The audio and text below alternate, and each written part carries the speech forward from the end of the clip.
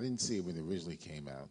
I think I saw a version of it right after I got into the film business in 1972. And I worked on the film that Dwayne was also the star in, Ganja and Hess. If you have not seen that film, write it down and go check it out, Ganja and Hess. Thank you, Sam. So I became aware of Night of the Living Dead after that. And I found, when I was rewatching the film last night, and I think that the sequence, Rob, that you put together where Dwayne slaps the young white woman is an extraordinary sequence to take place in 1968. You know, when you go and you look at when Sidney Poitier slaps, what's his name, in the heat of the night with that little light slap, you know, and Dwayne really slaps him. So when I first saw it, I thought it was a very unusual film, you know, independent film, zombies, you know. The only movie I remember about zombies was I Walked with a Zombie from Val Lewton in the 1940s from Universal.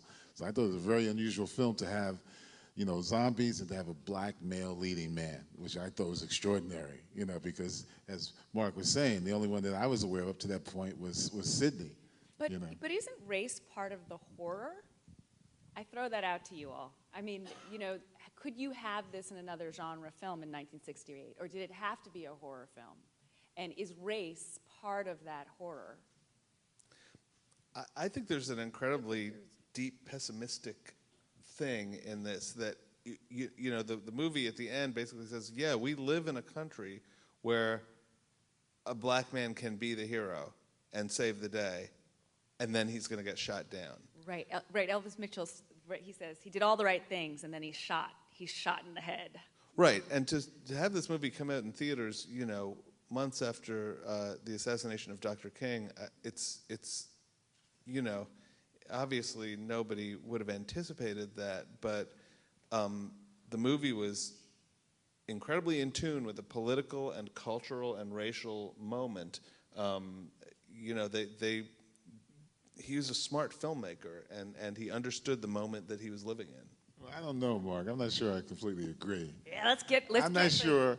I think that sometimes critics have a tendency to overstep what filmmakers are thinking about. I think Romero, and I can see it in the film, Romero wanted to make a feature film. I don't think Romero politically was thinking about why he was making the film. He was trying to get together a group of friends and fellow filmmakers and make a film based on the script that, you know, that he put together, based on the idea from Richard Matheson.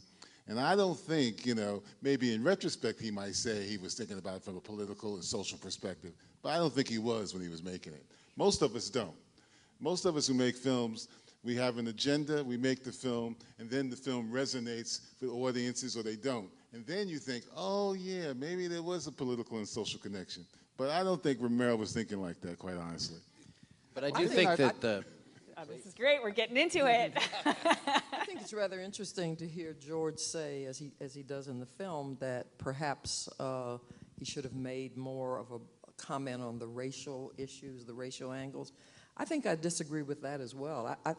I've always thought that one of the beauties of the movie was that race was uncommented upon, and I thought it was a more powerful statement that there should be no need to make a big point of the fact that the leading man happens to be African American.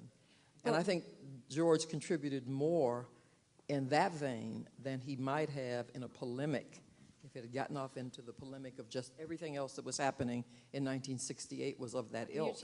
And for him not to be of that ilk, but to make his statement in a different way, I thought was extremely powerful. Larry, were you going to? Well, I was just going to chime in that I think what Romero was aware of was to stand by his ending. I think he intended to have a bleak ending, which felt like, as he said, the 60s had failed. And I think that was really how he was thinking, and that stayed over from the script. And then, and so I think in that sense, it really was a very contemporary film. I saw it, and I was shocked because I saw it late night TV when my usual black and white scary movies were like Frankenstein's monster and the werewolf and the stories that had to resolve. The monster was always killed at the end and all was restored to order. And this, I think, was one of the very first films in the horror genre that didn't give you that release. And so I think that was his real contribution. Then the whole issue of the casting came in. Right. Well, as George said, for release, there was always the refreshment stand. That's right.